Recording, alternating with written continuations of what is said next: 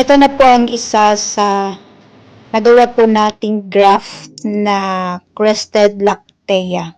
Hello everyone, ito po si Charching ng Succulent Davao and welcome sa ating YouTube channel. And for today's video, so ito guys, yung mga nagawa na po nating grafted na crested lactea. So, yung iba dito ay hindi po naging successful. So, ito naging siya, 50-50. Ayan, tingnan natin sa susunod pa na araw kung maging successful yung ating grafted. And then, meron tayong tinatanggal. Ito yung tinatanggal ko guys. Pag merong ganitong tumubo sa ating mga grafted lactea ay tinatanggal ko siya. So, yung iba dito ay hinahayaan ko. Pero ito ay, ayan. So, dahil meron siyang medyo naman siya, successful. So, tinatanggal ko yung tumutubong branch ng ating lactea. So, ito guys, parang siya, na-dehydrate.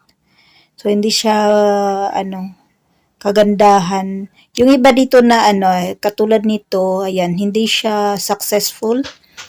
Ayan, so ang ginagawa ko, kinakat ko lang siya guys para makita natin kung pwede pa siyang i-graft. So ito pwede pa naman ito kasi matibay yung kaniyang rootstock. So yung mga tinatanim natin dito na lactea guys ay ginagawa kong rootstock para sa ating grafted na gagawing grafted na crested lactea. So, heto guys ay medyo hindi pa successful. So, tingnan natin sa susunod pa na araw.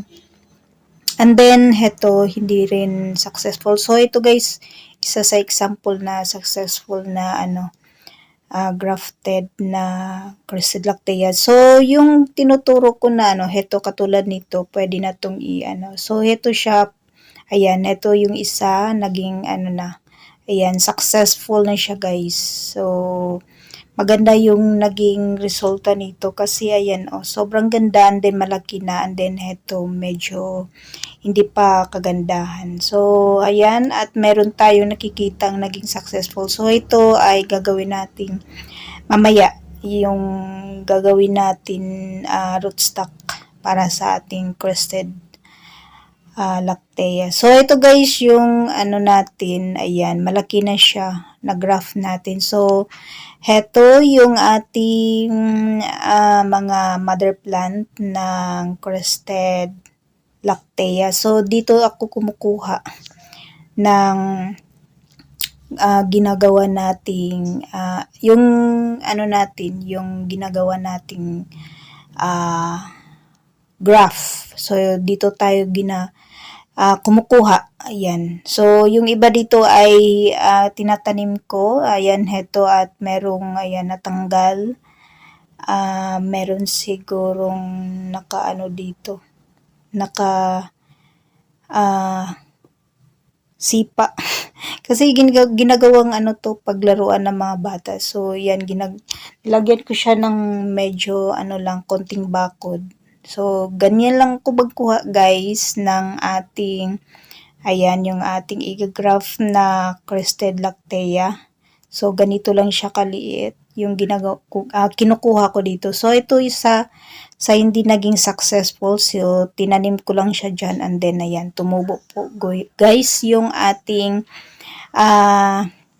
pinatong ko lang siya sa soil So, naman, tumubo siya.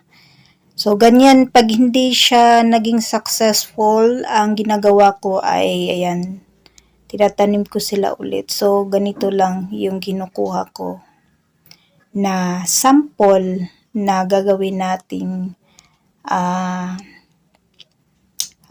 anong tawag doon? Grafted. Igagraft natin. Idudugtong natin doon sa ating mga rootstock. So, yung ating mga grafted,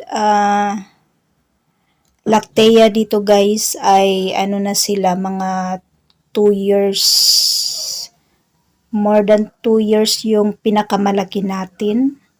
So ganyan na sila kalaki, mas malaki pa sila sa mother plant. So, heto yung ating mga mother plant. Yung ganito kasi guys na mga lactea, medyo maselan. So, ang ginawa ko silang grafted. And then, ayan, naging successful naman po. So, ganyan lang ako kumuha ng natin. Anong tawag dun sa yung ipapatong ng ating mga sample. So, ganyan lang. Balik natin yung bakod kasi pinaglalaruan to ng mga mga bata. So, ganyan lang guys yung ginagawa ko. And then, maghahanap tayo ng, ayan, katulad nito. Gagawin natin siya ulit na rootstock. Ayan, kasi, ayan sayang naman, maganda yung niya, rootstock, healthy. And then, ayan, so kukuha pa tayo. Marami na tayong mother plant dito guys na kinukuhanan ko ng pangdugtong dun sa ating mga rootstock. So, ganyan lang. And then, hindi naman siya, sensitive na plant. So, pag ilang days lang,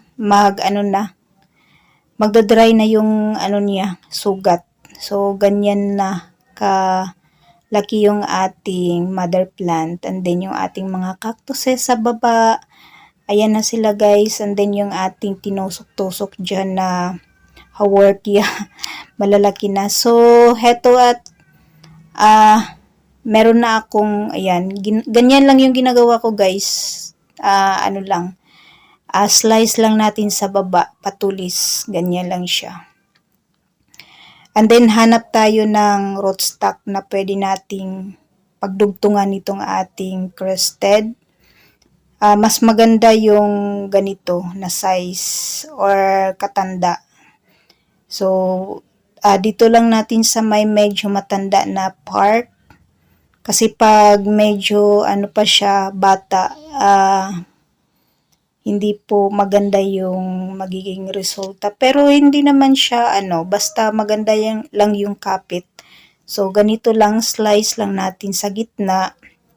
So, dandahan po tayo sa mga ganito na klase na cactus guys. Kasi, ayan, yung kanyang dagta po, yung sapo ng euphorbia ay irritate sa balat. So, ganyan lang. Lagyan lang natin ng konting dagta or sap para dumikit po yung ating crested sa ating rootstock. So, ganyan lang po yung ginagawa ko. Pwede naman siyang talian.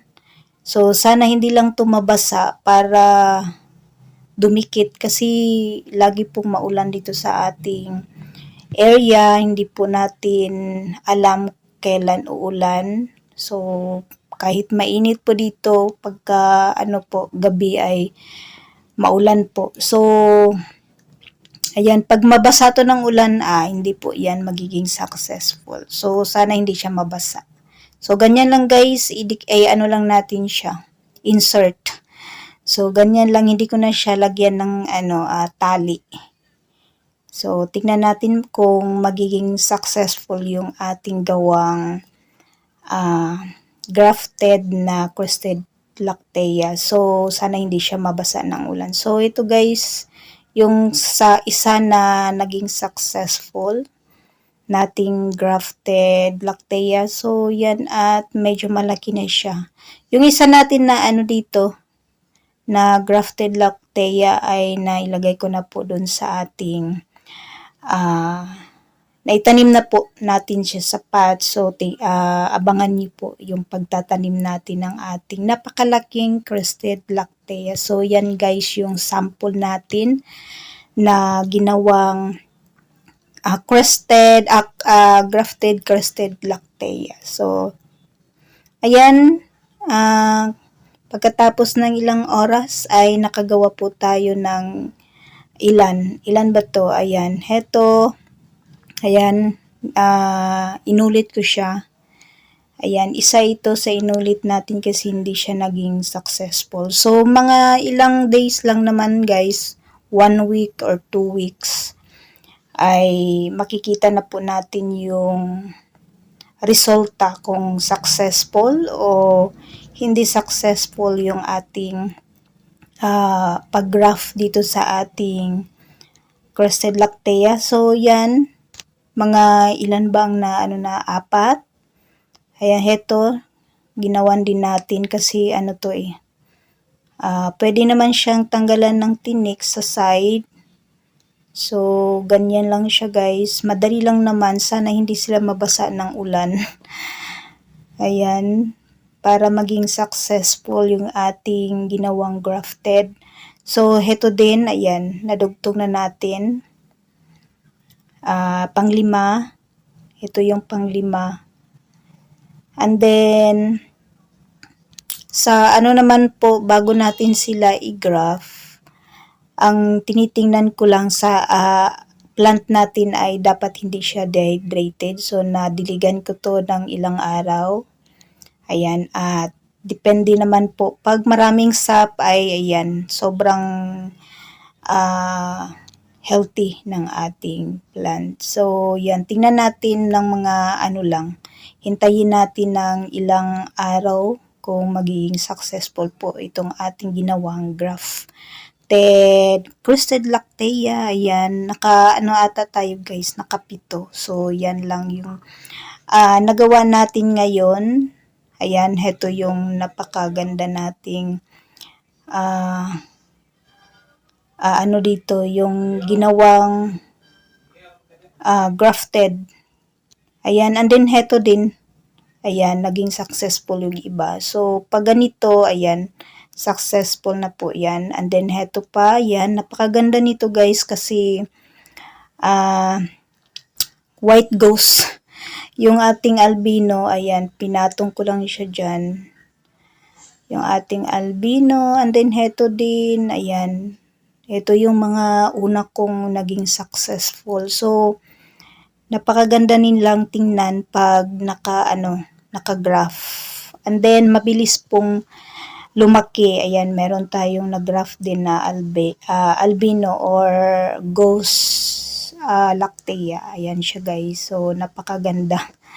Ayan, tinalian ko siya. Mga na to, matagal na to, mga 4 months. Ayan, mataas na yung ating albino. So, tinatry ko talaga siyang putulin pero hindi ko maputol-putol itong niya, tali. Cable wire ata to guys. Ayan, hindi ko siya maputol kasi sobrang tigas. And then, yung ginagamit natin na gunting ay na siya. Hindi na siya ganun ka tibay. Hindi siya ganun katibay. Pag i-force natin to ay baka masira yung ating gunting. So, yan, medyo mataas na siya. Maganda siya tingnan kasi, ayan, green and then merong white. So, meron naman tayong iba't ibang klase ng lactea. So, ito lang yung meron tayo dito sa ating garden. So, yan guys, ang update dito sa ating mga Crested Lactea dito sa ating munting garden. And that's for today guys. Maraming salamat po sa inyong panonood dito sa ating YouTube channel. Thanks for watching. And God bless.